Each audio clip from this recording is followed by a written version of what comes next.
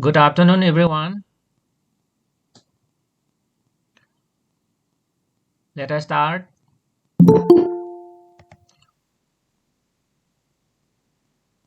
Today, let us learn about energy resources. Remember, we have been learning Chapter 5 Minerals and Energy Resources. And today, let us learn about conventional sources of energy resources. Now, I shall share my screen.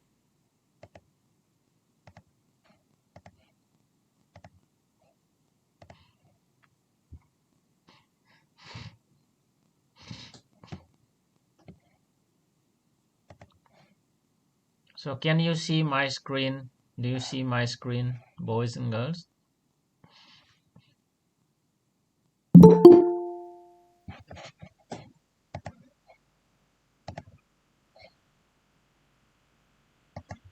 I hope you will be seeing my screen. So, let us start. Energy resources. So why do we need energy?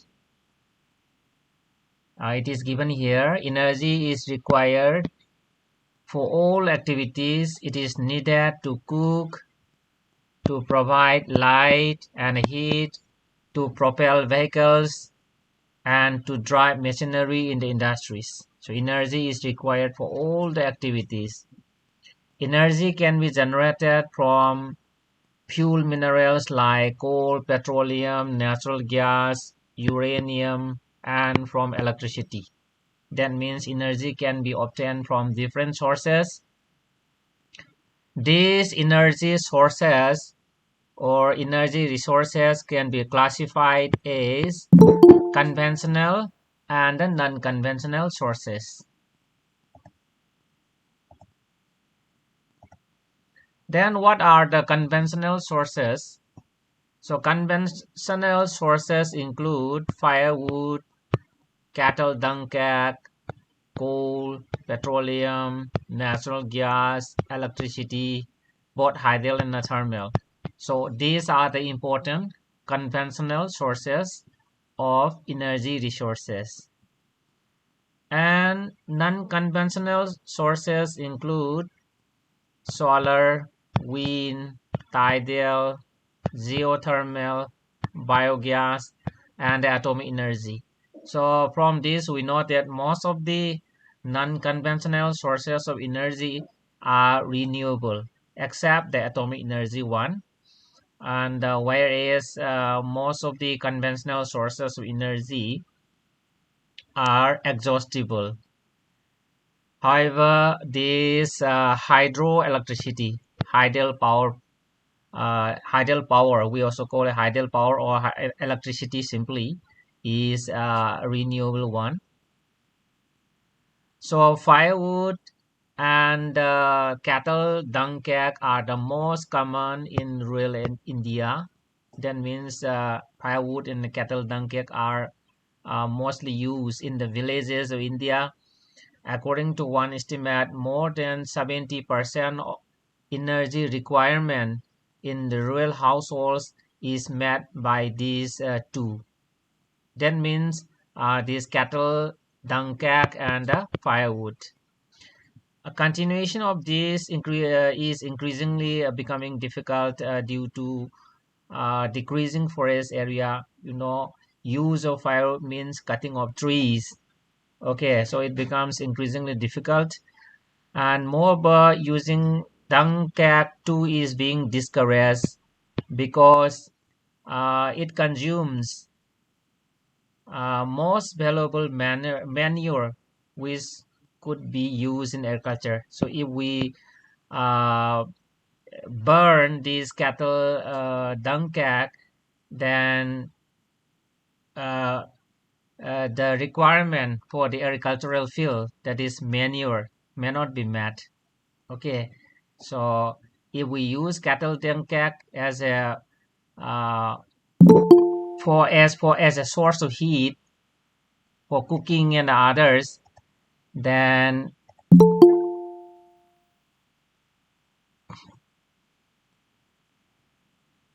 then uh, it could have been used for the agricultural purposes as a manure, but if we use it for cooking and others, then it is not available for the use in agriculture. That is the point mentioned here. And up to here, any question, boys and girls, any query? And one more point regarding the differences between the conventional and non-conventional sources of energy is that most of the conventional sources of energy cause pollution of the environment, whereas most of the non-conventional are eco-friendly. Okay, except that nuclear energy. So if you don't have questions, let us take up conventional sources of energy. And the most important conventional source of energy is coal. So in India, coal is the most abundantly available fossil fuel. It provides a substantial part of nation's energy needs.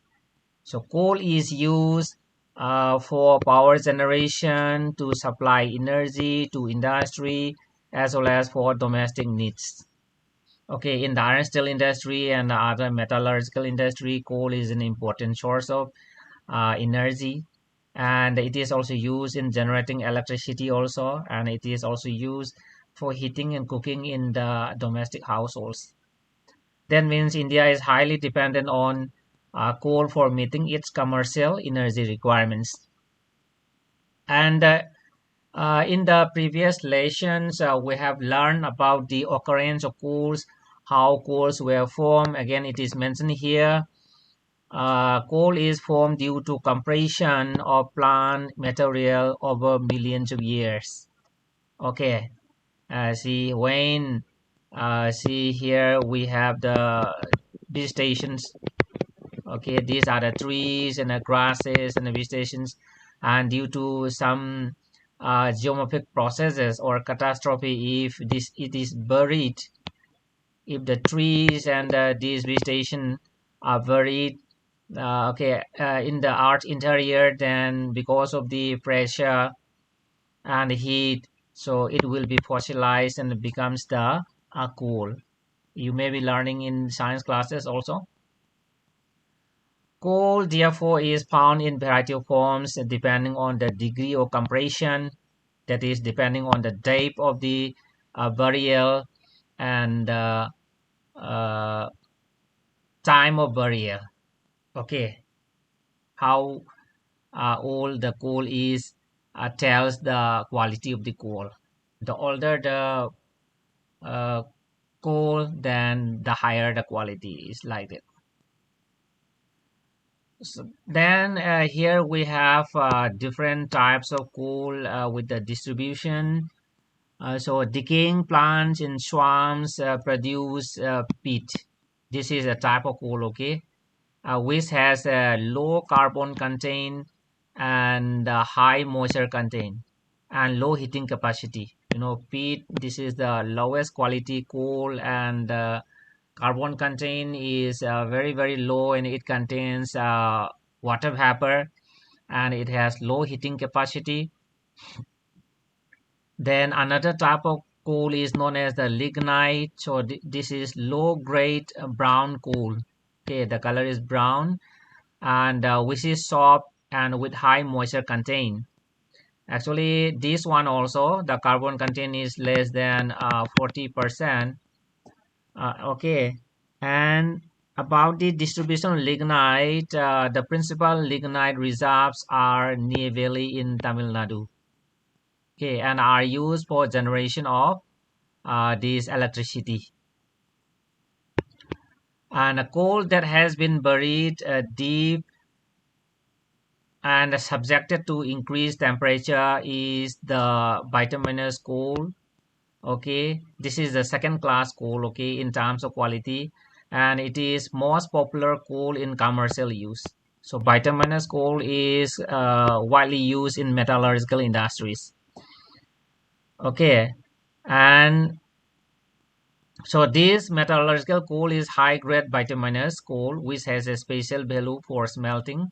iron in the blast furnace. That means bituminous coal is mainly used in the iron steel industry and the other metallurgical industry. And the fourth, the best quality coal is the anthracite. So this is the highest quality hard coal, and the carbon content is more than sometimes 60%, 70%. And so it contains very less water vapor, and say it is fuel efficient, and it gives blue flame. Okay, and no smoke. Then it also gives very less quantity of ash or no ash when we burn it. So here we have the different types of coal. See, this is peat. This one is peat. Okay, as a peat, and this one is lignite. Lignite, the brown coal. And here this is bituminous, widely used in metallurgical industries. And the best quality coal, this is the anthracite. Okay, this is the best quality coal. And about the distribution of the coal, which we'll be learning. Okay, and now see, let us look at first the Neyveli. Neyveli in Tamil Nadu. Here we have the map here. Actually, this is the map in your textbook. So Neyveli is here. Okay, just see here. Neyveli is here. Actually, when we look at this map, the shaded areas, like for example this one, so it tells the coal fields, and the rectangular one, sorry, the triangular one, so it tells that it shows the coal mines. So let us read.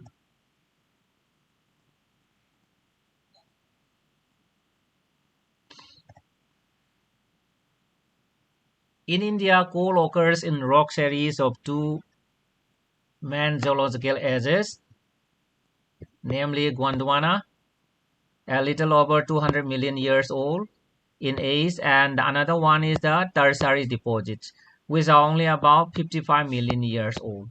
So we have two types of coal based on the geological ages. The first one is the Gondwana coal, another one is the tertiary coal. Gondwana coal is little over 200 million years old, and the tertiary coal is about 55 million years old. So the major source of Gondwana coal, which are metallurgical coal, are located in the Damodar Valley, that is in West Bengal and Jharkhand.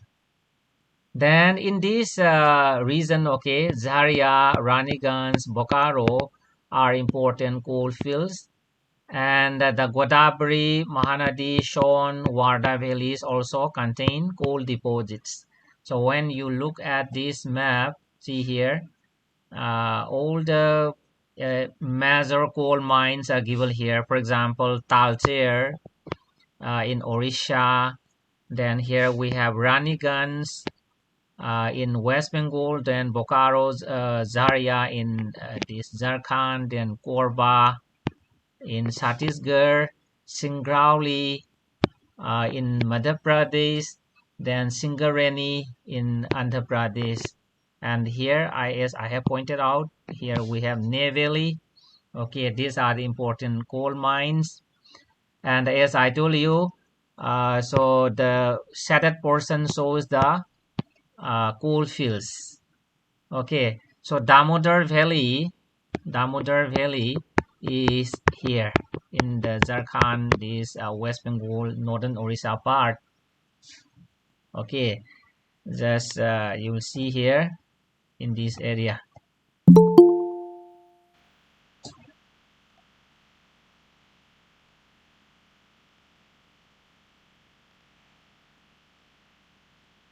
Then about tertiary coal.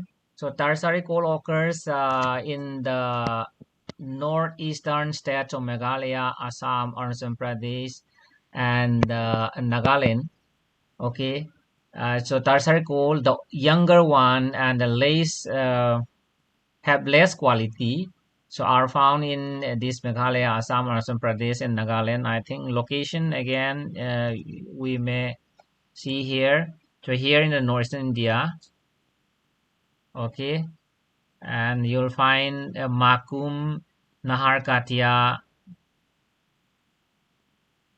okay, then Zanji, and here in Nagaland it is not located, but it is occurred.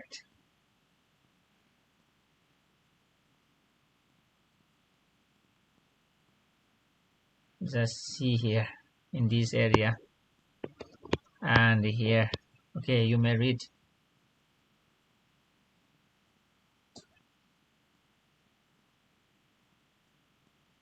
So remember, coal is a bulky material and which loses weight on use, and it is reduced to ash when we burn it.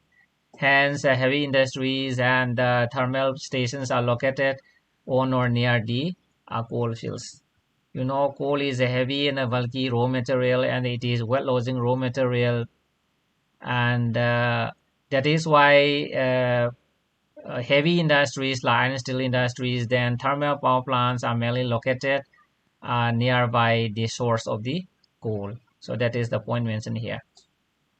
Up to here, any question, boys and girls?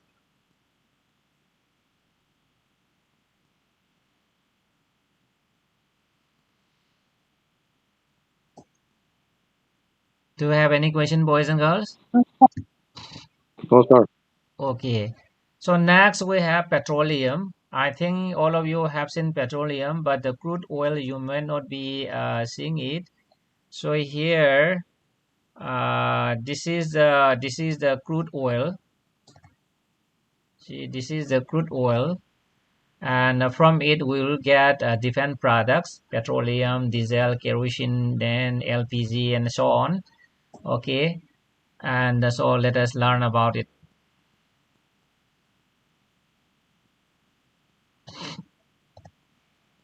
So petroleum or mineral oil is the next major energy source in India after coal.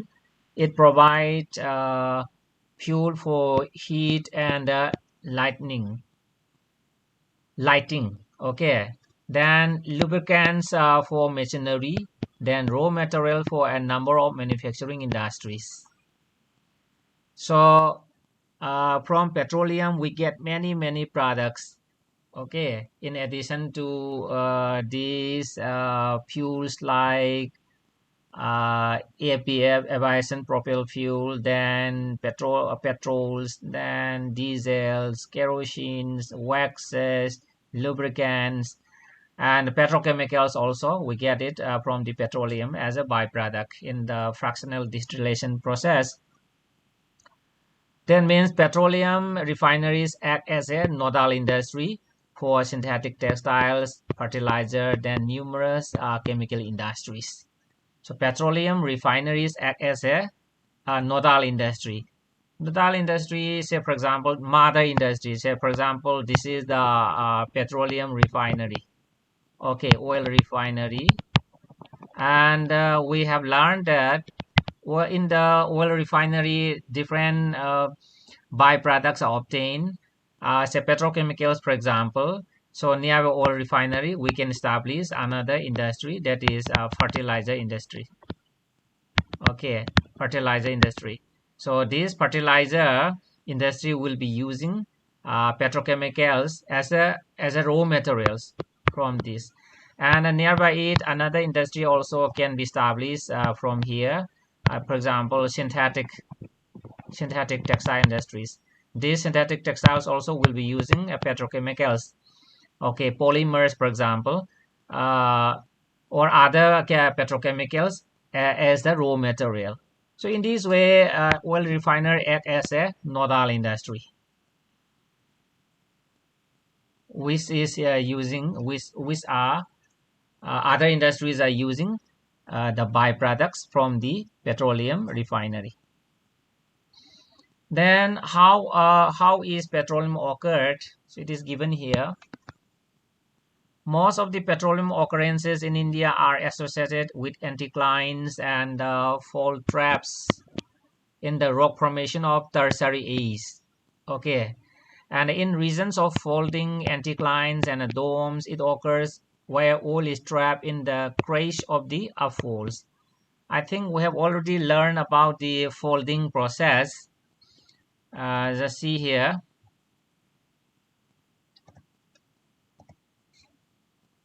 So, for example, these are the different formations of the crust. So this is one formation, this is another formation, and this is another formation, and this is another one.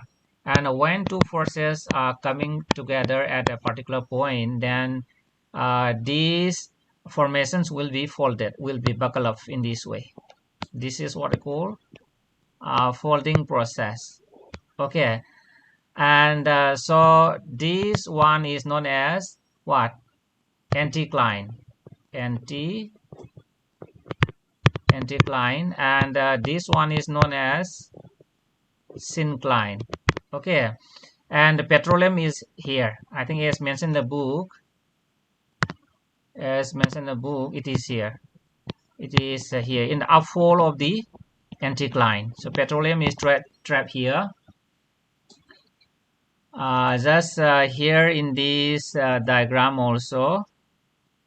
Just see here. This is the folding process, as I have told you, and the anticline, syncline, I think you will be seeing. And about the occurrence of petroleum is here. I think you will be seeing here.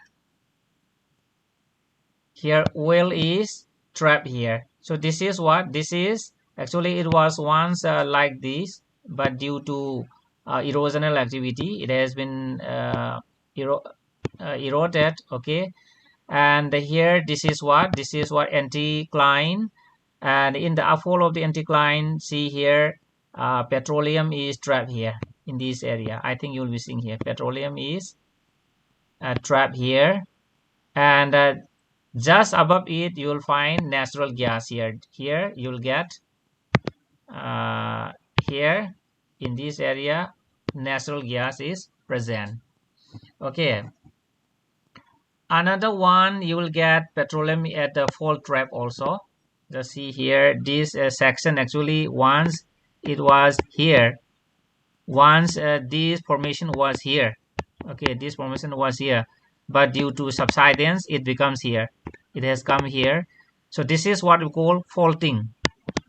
I think we have learned in class 9 also. This is known as faulting. And when there is faulting, again petroleum can be trapped. Okay, petroleum can be trapped here.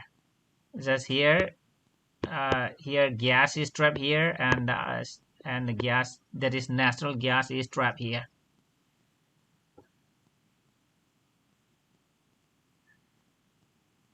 So let us continue.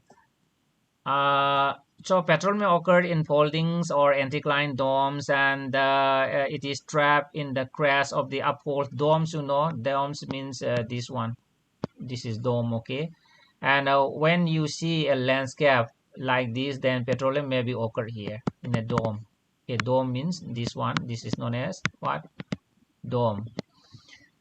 And the oil-bearing layer is a porous limestone or sandstone through which oil may flow, and the oil is prevented from rising or sinking by intervening non-porous layer.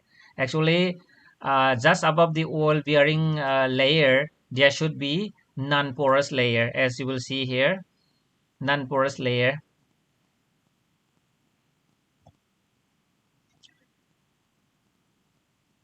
Just see here. Maybe natural gas or maybe oil.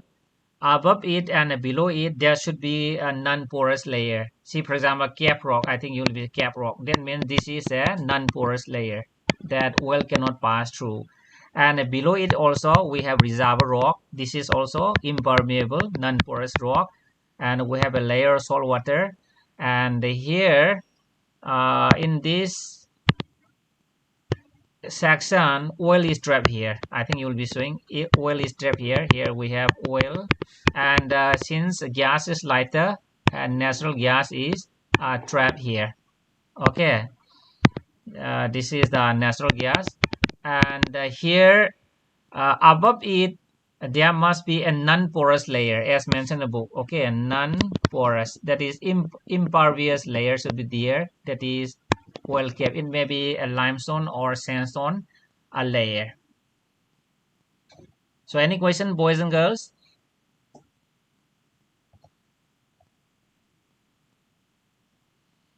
Any question? No, sir. Okay, then petroleum is found in the fault traps, as I have told you, between the porous and non-porous rocks, and gas being lighter usually occurs above the oil. Okay, that I have already pointed out, but again let me tell you about the faulting. Just see here. So these are the different formations. So this is one another layer formed in a particular geologic time, but when there is tensional forces, then this portion may be subsided, as here just here it may be subsided like this. Okay, so these are the different formation, and the first layer comes here, the second layer comes here. This is what we call faulting. Okay, and because of this, oil may be trapped here along this fault line. Okay, along this fault line, oil may be, or petroleum may be trapped here. And about the distribution of this petroleum, Mumbai High, then Gujarat, Assam are the major petroleum production areas in India. And Ankleshwar is the most important oil field of Gujarat. Assam is the oldest oil producing state of India. In Assam, we have Digboi, Naharkatia, Moran, Hugrizan are the important oil fields in the state. That you can have a look of the map here. Okay, let's see here. And here Ankleshwar is also here. In Ankleshwar, Gujarat, all these red rectangular dots. Okay, here I think this one. I think it is very small. Mumbai High is here. Mumbai High is in the Arabian Sea. It is on the bed of the Arabian Sea. Then Hazira, Ankleshwar, then Kalor, Badodara. So many oil fields are here, and here in Assam also we have this Digboi oil field. I think I will zoom it, just see. And here in the Northeast India also we have Digboi here. Just nearby Digboi we have Naharkatia, Moran, Hugrizan. All these are here. So it is in your textbook. You may have a look. Okay, and next we have natural gas. Natural gas is an important uh, clean energy resource found in association with or without petroleum. So natural gas can be occurred with petroleum or without petroleum, but it is lighter than the oil, and that is why it is generally occurred above the petroleum layer. Okay, and it is a clean energy that is eco-friendly, and it is used as a source energy as well as industrial raw material in the petrochemical industry. Like petroleum, natural gas also produces petrochemicals as a byproduct. Okay, so natural gas is considered as environment friendly fuel because of low carbon dioxide emission. So it gives a low carbon dioxide emission, and therefore the fuel for the present century. And about the distribution of natural gas, large reserves of natural gas have been discovered in Godavari, Krishna Godavari Basin, then Mumbai High, and allied fields, supplemented by finds in the Gulf of Cambay, then Andaman and Nicobar Islands. Okay, these are also important areas having large reserves of natural gas. As I see here, Andaman Nicobar Island here, you will get it, and here also, as I have pointed out, the Mumbai High is here, and here also we have major gas reserves are here. Here also in Rajasthan also, I think we are seeing Tripura also. Okay, then the 1,700 kilometer long Hazira Bijaypur Jagdishpur cross country gas pipeline links Mumbai High and Basin with fertilizer power industrial complexes in the northern India. I think you will see here, see this map, this one. This, I think you are seeing a very long line here, and this is the famous SBJ pipeline. Okay, Hazira is here, Bijaypur is here, and Jagdishpur is here. Okay, this is about 1,700 kilometer long, connecting Mumbai High and Basen with the fertilizer and the power industrial complexes in the western northern India. This artery has provided an impetus to India's gas production. The power and the fertilizer industries are the key users of natural gas. And the use of compressed natural gas (CNG) for vehicles to replace the liquid fuels is gaining wide popularity in the country because, as we discussed earlier, this is eco-friendly, clean energy. Okay, it emits less carbon dioxide. That is why.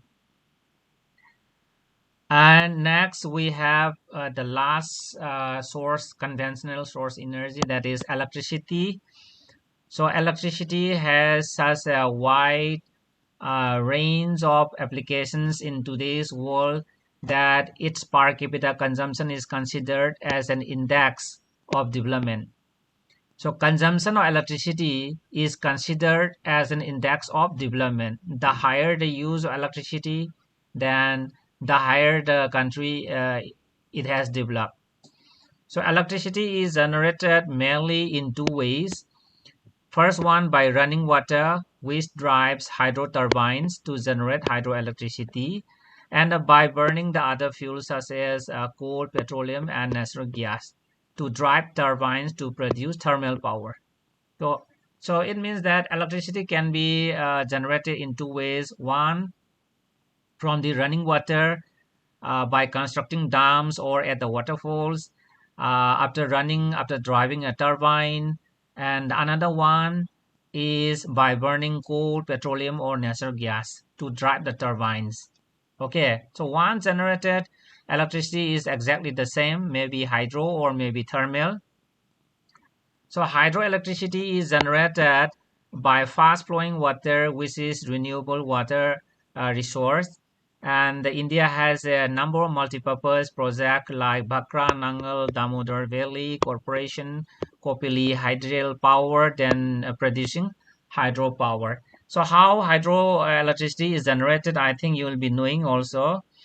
And here we have some. So this is from a dam. Okay, this is a hydroelectric dam at Inga waterfalls. Actually, it is like this. Suppose here we have a waterfall. Here we have a waterfall, and the water is falling down. And so we may use a conduit, and water will be collected, and it will be carried downwards.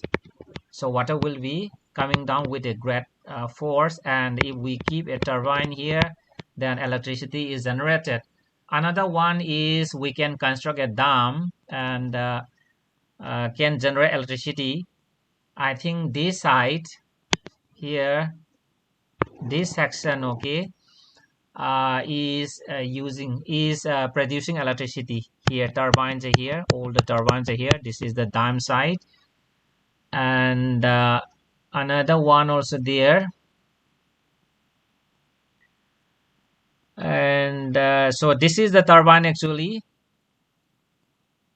So this is the turbine. So inside the hydropower plant, you will see this one. These are the turbines.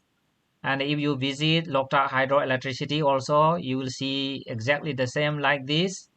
So this is the hydroelectric turbine, and when it rotates, so it produces electricity with the help of generator.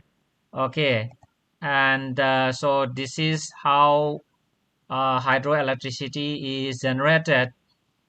See on the left side, you will be seeing a dam, and when you open the floodgate, then water is entered in the conduit. And here on the right side, you are seeing that a turbine is rotating because of the pressure of the water. And when it is connected with the generator, then electricity is produced. Okay, I think all of you may be seeing. This is an animated picture, and so let us continue the last one.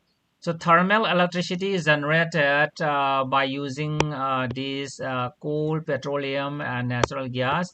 And thermal power stations are used. Station use non-renewable fossil fuels for generating electricity. Actually, the mechanism is also very simple. Say for example, here there may be a big cylinder inside it, so it may fill with liquids, maybe water or other liquids. And using coal and petroleum, it may be burned from below.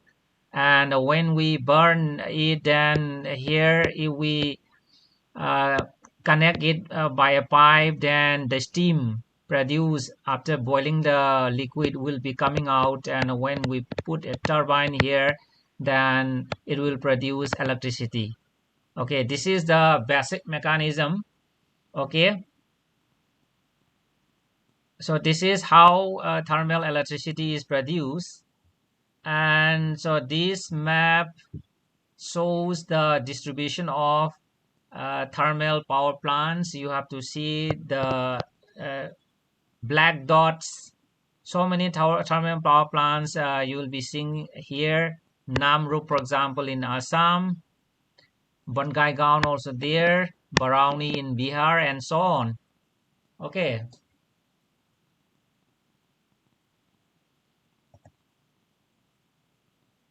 Any question, boys and girls? Actually, see, this is how can a folded structure, a folded mountain looks like this. I think you may be seeing the folded layers or the formations. And because of folding process, the mountains were formed, including the Himalayan mountains. We have learned in class 9. So this is another photograph showing the folded structure. Okay, on the roadside, on the hillside cutting. I think you are seeing different formation in folded form. And this is another one. Okay, just see here, all the formations are folded. So this is a photograph showing syncline. Okay, this is a photograph showing syncline. What do you mean by syncline? I think try to recollect. Just see here, all the layers are coming down like this. It is folded. This is what? Syncline. Okay.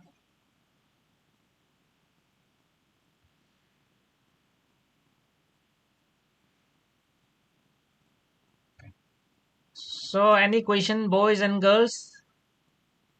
No, sir. Okay, let us stop here for today. Thank you very much for Thank you, joining sir. my class. Okay.